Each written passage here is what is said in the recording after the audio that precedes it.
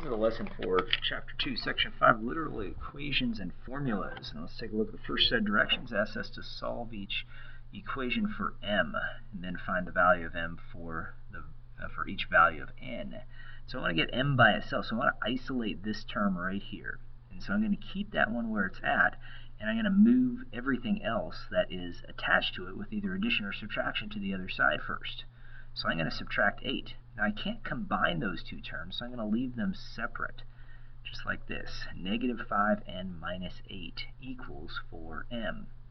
So I still need to get rid of this 4 now, and I'm going to use an opposite operation. I'm going to divide by 4, and when I do that, I'm going to show it this way. It'll be easier since I need to substitute a value in for n. I'm going to just leave it as negative 5n minus 8 over 4. And so this all equals m. So this is the way I'm going to leave the equation solving for m. Now you could divide each term separately, but for our sake it'll be easier to substitute the values of n into the equation if we leave the answer like this. So now I'm going to substitute negative 5 times negative 1 minus 8. So I've got to follow order of operation, which says multiply first. 5 minus 8 gives me 3. And negative 3 that is, and divided by 4, well, I've got a fraction, negative 3/4. And I continue on. I do the same process. So negative 5 times 0, and then minus the 8. And let's see here, it should be minus 8.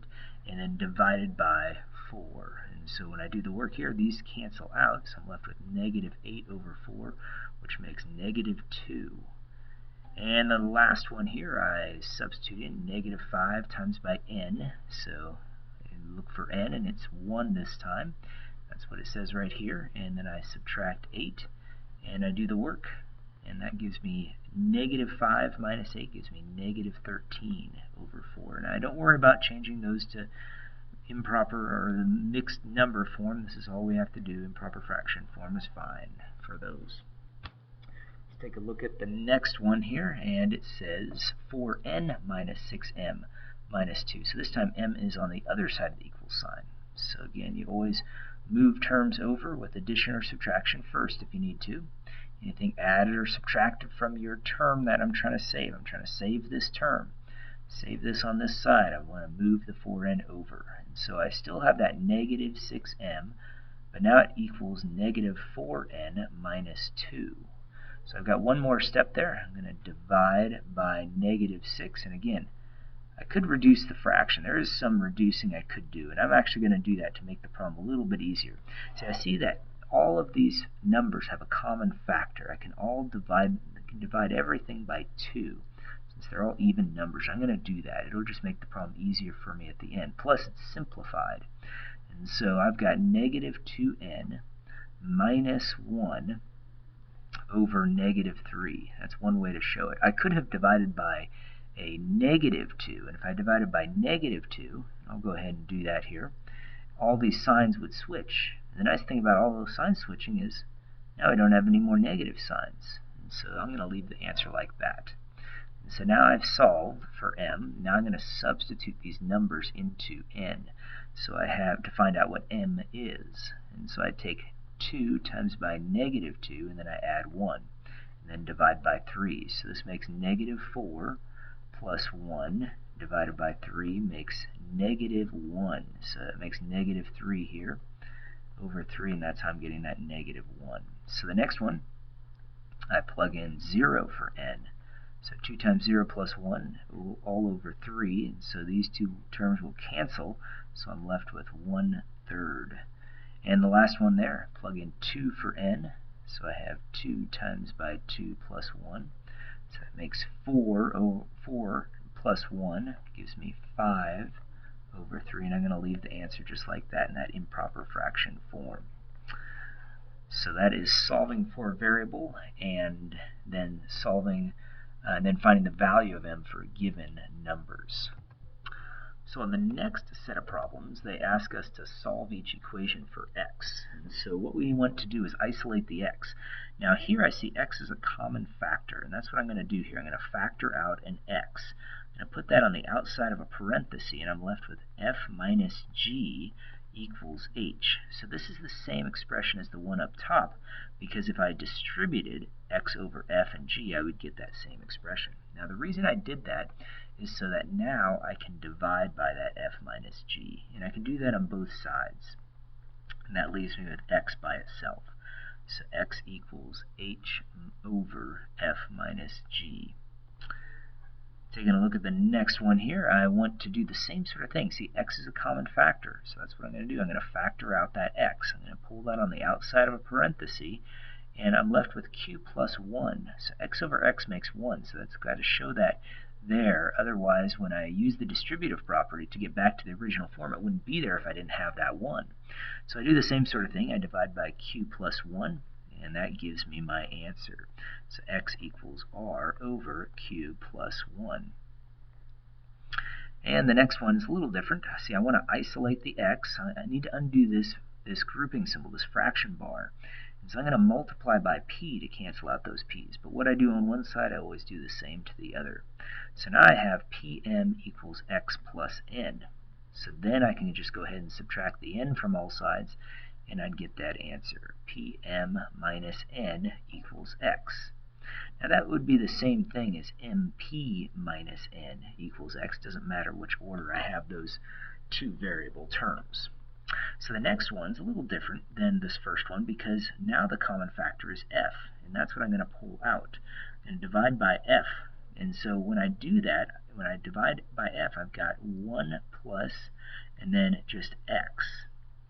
You see, I pull out the f and put that on the outside of a parenthesis, and if I multiply back, f times 1 makes f, f times x makes fx. And so this all equals d. Now I can get rid of this f, since it's being multiplied by this expression, by dividing. And that's what I'm going to do there. So now I'm left with d over f equals 1 plus x.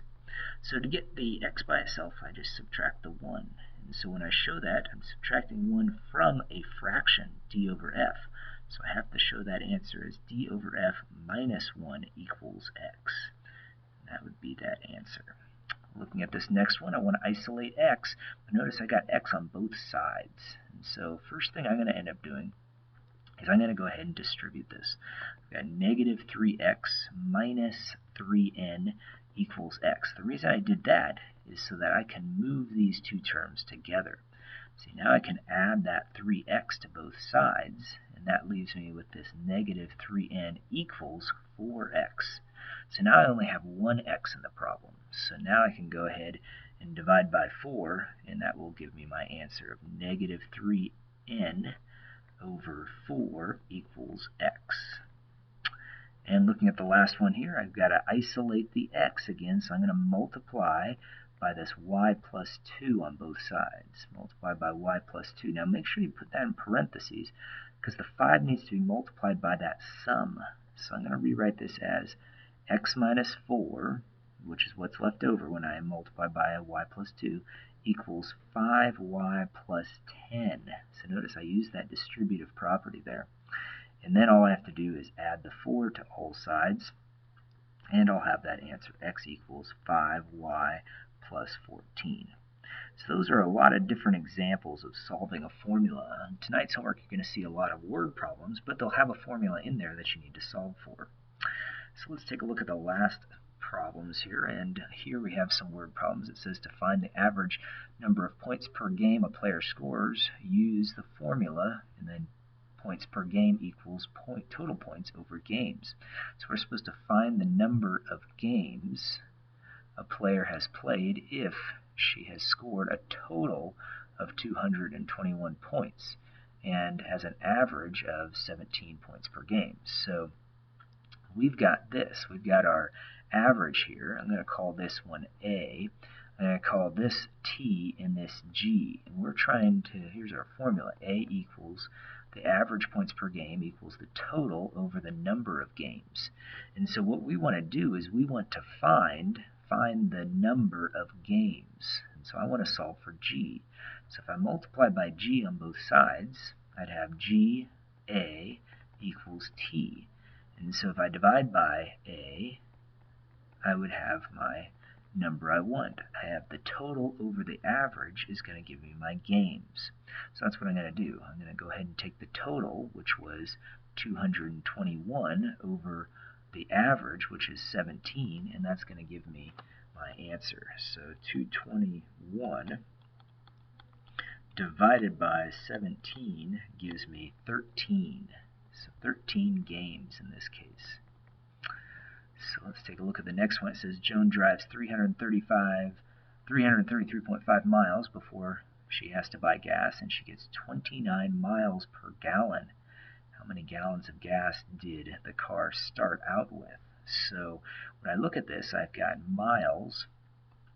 If I have miles per gallon, if I multiply by the number of miles, let's go ahead and let's change that and multiply by the number of gallons. If I multiply by the number of gallons, those will cross cancel and give me the number of miles. So let's assign some variables here. Let's call this one G times by our miles per gallon, mg, m over g equals m. And so what I want these g's to cancel, and then you can see how m will equal m. So let's go ahead and I'll title this something different here. Let's call this one A here. And so we've got G times A equals M. And I want to solve for how many gallons? How many gallons? So that means I need to divide by that A. I need to divide by the miles per gallon, and that will give me my answer. So that's what I'm going to do. G is going to equal M, the miles, over the average rate of speed. And so we go ahead and take our miles, 333.5, and we divide that by the 29, and let's see what that gives us. 333.5 divided by 29 equals 11.5. So 11.5, and then this was gallons, equals what G is. And the last one here, Stan is purchasing subfloor for the kitchen. He's remodeling. The area of the floor is 180 square feet. The width of the kitchen is 12 feet. What is the length? So we're assuming this is a rectangle here. And we've got the length and the width here. And the area equals length times width. Well, we want to solve for the length. That's what we want. So what is the length, it says?